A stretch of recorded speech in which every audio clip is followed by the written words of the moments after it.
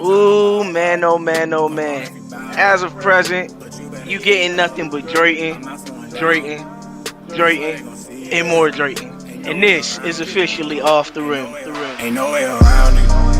Ain't no way around it. Cause I'm tryna ball out. Come on if you bout it. But you better keep up. I'm not slowing down. I swear they gon' see us. Ain't no way around it. What up, everybody? You know it's me, Coach Drayton, OTR. You know the whole vibes, the whole deal, this, that, and the third. But let's jump right into it. First and foremost, I would like to congratulate all the teams, and I do mean all the teams that participated in the SWU Tip-Off Invitational. We as in Syracuse, were very happy to just be invited to something like that, and now I'd just like to say we fell flat on our face. Definitely have to get used to coaching in the college atmosphere. Felt like my players couldn't really hear me. I was shouting out calls and trying to give signals, but a lot of these guys played in prep last year. I coached in prep last year. The stadiums in college are way louder than they are in prep. That's just a matter of a fact. I mean, when I'm giving out commands and guys can't hear me, and I got to keep on saying the same thing, same thing, same thing, same thing. By the time they're receptive to it, it might not be time to do that anymore. And ultimately, it caused us to lose. It happens. Definitely, as a coach, several adjustments that I need to make. Definitely need to be louder. Definitely have to get used to the environment. I have to get used to the pace of the college game. That 20-minute half, that was daunting. I was not prepared for that. Because in prep we played 8-minute quarters. 3 quarters is 24 minutes. 32 minutes is the game. That's an additional 8 minutes I had to coach for, and ultimately the goal was to never fall on our sword, to fall on our shield, that we went out defending and prideful, and I think we did a good job of that. Definitely some glimmers of us being way better than we were last year. Would like to congratulate UCLA. I'm not going to spend too much time talking about us. Would like to congratulate UCLA. They came and did exactly what the returning champs should do. And I don't want to say they dominated everybody, but they definitely showed the ability to where they can compete at the highest level as far as these teams go, and generally handle their own. Moving down to Houston. Houston, as far as the Cougars go, I think they're kind of at where everybody thinks they should be at. Like, I don't know too many people that were like really big on them. They're like really guard heavy, but their guards didn't show up against Alabama. And when your guards don't show up, and that ends up being like its own like tsunami of like non-participants. Another team that lost in the first round, SMU. Now, I know a lot of people were high on SMU. I'm still high on SMU, but a part of the reason why people were high on SMU was because they had Barkley James. And I'm not saying without him they aren't as scary, but it makes it slightly easier as far as the key in on players and do things of that nature. To me, and this is just me personally, I kind of felt like Cam Jones got his touches, but they weren't all quality touches. Like, he definitely should have got way more 3-point opportunities than he got. I mean, you lose by 6, and arguably one of the best shooters in the nation gets 4 attempts at shooting from deep of his 12 shots. Now, he's not known to be like aggressive when attacking the rim. I felt like, and I'm about to butcher his name, McCollum Duval got a lot of like great plays called for him. and maybe that's who they want to be the guy. And then I felt like Maury Washington could have been more involved. Kenyon Young did great. I wish he crashed the boards more, but that's neither here nor there. But and last but not least, as far as the teams that got eliminated, Gonzaga. Gonzaga played a damn good game. Uh, Damian Luffy came, and I think he's solidifying himself as a lottery pick. Kind of felt like everyone else in the front court for Gonzaga kind of went to sleep. And I mean, when everybody else goes to sleep, there's really nothing you could do. I mean, that just they won the rebound game and lost. That's generally hard to do, but 14 turnovers. Damian Luffy had 7 of them.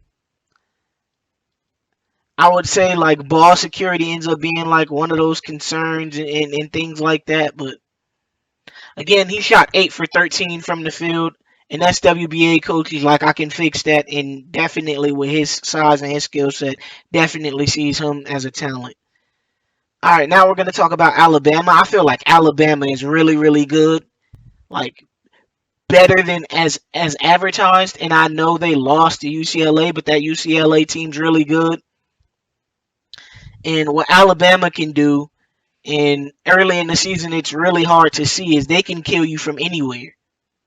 It's really hard to believe that this team can just be stifled and stopped, especially when in game one against Houston. And Houston's not a great team, but they still won by 30.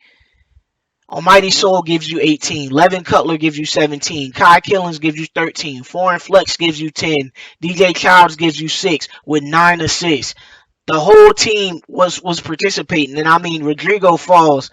Never really been a fan of him, but even in his struggles, he still looked good.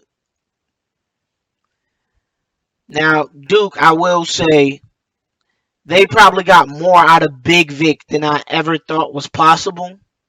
I purely had him as a defender, and if you guys seen my mock draft, I'm not somebody who's overly high on him. Definitely thought he was going to come back for an additional season. But if he continues playing at this level, then he could really be something special.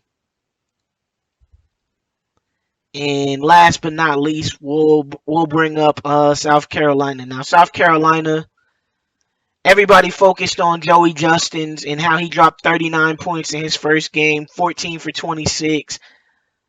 I want to say I think he's the leading shot attempt person currently. I mean, even 4 for 6 from the 3, that's impressive. But I'm going to highlight Isaiah James. I mean, in the world of basketball, people only care about what your offensive output is, and he only scored 2 points, but he had 3 rebounds, 6 assists, 4 steals, and a block. And that's in the game against Gonzaga. He generally contributes in every aspect of basketball. If I'm somebody who's looking to draft, now I won't say like a lead guard, but if I have one of those later first round picks, early second round picks, currently where he's at, I'm confident I could turn him into an elite 3 and D, Drew Holiday, Tony Allen kind of guy, because he's willing to guard anybody. With his 6'6 frame, he definitely shows the ability to be something special. Now, I will say that his game against Duke was more costly because while he had, again, 4 points, four rebounds, 4 assists, 5 steals, he went 2 for 8, and that ends up being necessarily what cost him when you only lose by 8 points.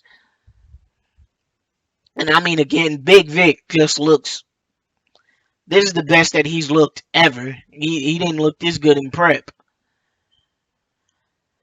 And then we have the championship game where I'm pretty sure we can all say that UCLA is kind of like, they're like a machine gun. Like, a machine gun from long range is not necessarily a threat, except for when it is a threat. I mean, Blaine Kidd against us lit it up, but against Duke, he went 1 for 8. Koya Monroe against us stunk it up against Duke, 8 for 14. They are very versatile in how they attack. Everybody can get involved. Everybody can bring something to the table. I mean, Jordan Bamford against us was the human torch, 12 points in 9 minutes. He had more points than he had minutes. And then against Duke, kind of lackluster performance. And I would say the real reason why Duke lost is because Big Vic generally has dominated against all the matchups in the tournament, but in the invitational, but ultimately against UCLA's Franklin Tyson, he wasn't able to. And I think Franklin Tyson is slowly going to start moving up people's draft boards because he's doing a good job rebounding, doing a good job defending the paint. He's generally held all his matchups to terrible games. And I think, truthfully, all the teams here are better than what they've represented. I mean, that's easy for me to say because, again, why would I ever be down on my team? But even the teams like Houston and SMU and even Bama in the game that they lost, I'm not none of the teams here. When you're playing this early in the season, and a lot of these are really like tester games, early in the season, a lot of freshmen play a lot of minutes because you got to see how well they adjusted to playing in this atmosphere and how well they play with the seniors. And when you're a young team, sometimes trying to get people acclimated will cause you to lose. But let's discuss down below. Who do you guys feel like was the breakout performer outside of Joey Justins? Please, outside of Joey Justins. Who do you feel like is a team that didn't do what you thought they were gonna do, including us? If you want to come in there and be like, "Oh, you was talking all that mess about the standard is the standard and this, that, and the third, and you only got 20 pieced," I can take it. I'm all for all in any all jokes. Uh, but y'all let me know down below how y'all feel about the invitation. I thought it went good, but as always, SimWorld, the only place where you can see the game and be the game. We out.